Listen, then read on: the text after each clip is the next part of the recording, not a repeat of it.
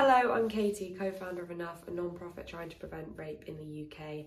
I'm not going to talk about the problem. We all know that it is far too great and that serious work needs to be done to stop this harm happening in the first place. I want to talk about the solution and the solutions that we need to be involved in and considering to make serious change. The type of solutions that might feel uncomfortable and difficult right now, but generations will look back on and think they were the ones to do things differently and make those hard decisions that have made things better for everyone. Right now, there are so many wonderful, life-changing, brilliant support organisations that exist in the vulg sector, and their job is getting increasingly hard because the problem is getting worse and the funding is getting smaller. One of the things that we need to be working on alongside support is prevention. Instead of just picking up the pieces, how do we stop the harm in the first place? And that is where we need to be radical. That's what the government are asking for. That's what survivors are asking for. We started our work with Enough by speaking to survivors and understanding, for those who didn't report, why was that and what do they wish had been available to them, and then creating that.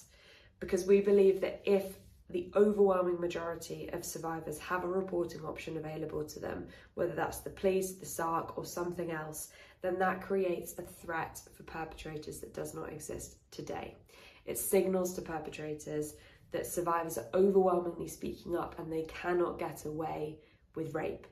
The three main things that we learned through our research is that survivors do want more reporting options. They want the ability to anonymously, discreetly, privately document what's happened to them without telling anyone, without leaving their home, in a way that gives them time to think.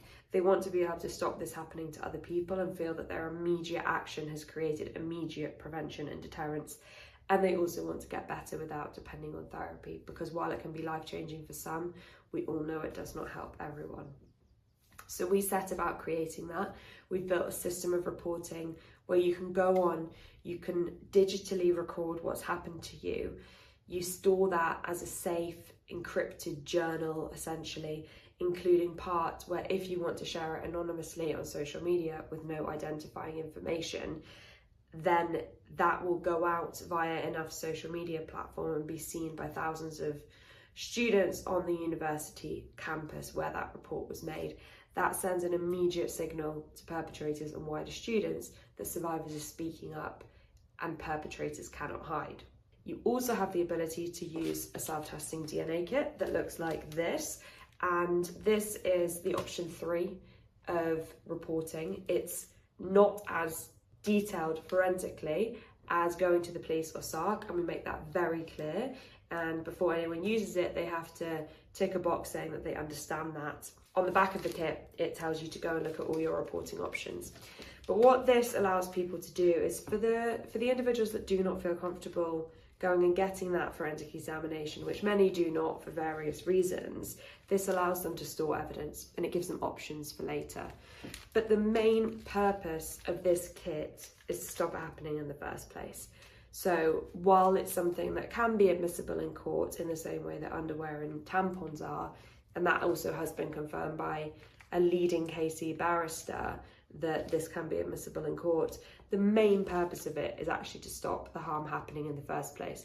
If you imagine thousands of these being in the hands, flats, societies around university, not to mention safe spaces where you can pick one up for free, that creates a visible, tangible signal of consequence for rapists that does not exist right now. Most rapists know that they can get away with it and so they continue to act, but in the same way that the breathalyzer prevented deaths from drink driving because of the tangible consequence and the signal of that through the breathalyzer and the public health campaign that surrounded it, these kits have the same effect when combined with student ambassadors and viral social media. There's also an indirect peer-to-peer education that happens because of this, because of the conversations it starts, not to mention male role models and allyship from young men coming and collecting these kits, and sports teams showing the side that they are taking and showing their solidarity with survivors by collaborating with Enough and that content going viral on social media. We also have a digital recovery platform for people who are unable to access therapy, either because the waiting lists are too long or because the cost of it is so high for those who go privately, and it's been proven that you can get the same recovery benefit from watching a video with a therapist as going to speak to a therapist. So while it is no replacement, and again we make clear the only thing that it's instead of is inaction, it can provide benefits for people that are not getting that support right now.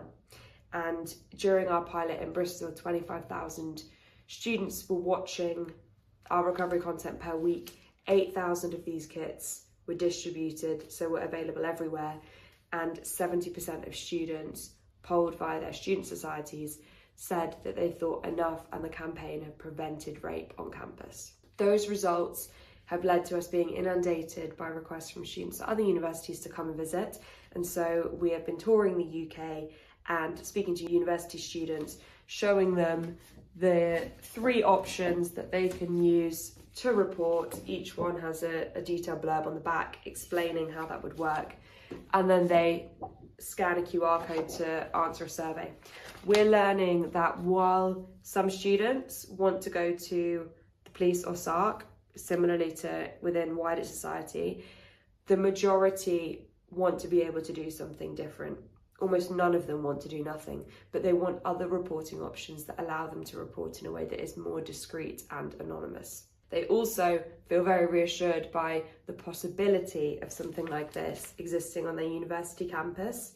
They say that almost nothing, in their opinion, is being done right now in terms of prevention on campus. We are also preparing for city evaluations across the UK, and we are hoping to work with brave, bold, pioneering cities that want to show that they are on the side of the solution and taking those steps to create change versus following and remaining within the problem. We are all working towards the same objective, so we should all be helping each other, trying to make that happen.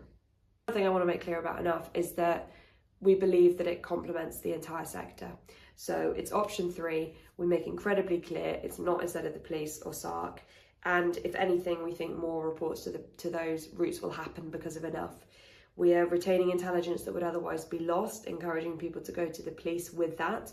And secondly, with SARCs, our social media and our conversations with students about those helps create awareness. Right now, from the survey results we've got from students, about 5 to 10% of them know about SARCs, and they all leave understanding what it is and how a SARC can help them.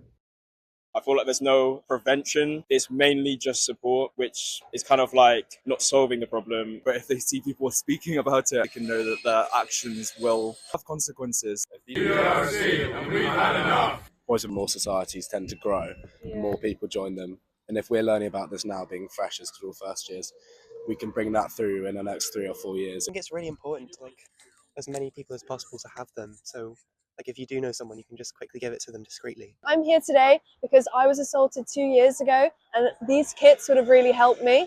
I didn't go to the police and I didn't go to a SARC because I wasn't able to. That's why I'm here today, to give people an option I didn't have at the time.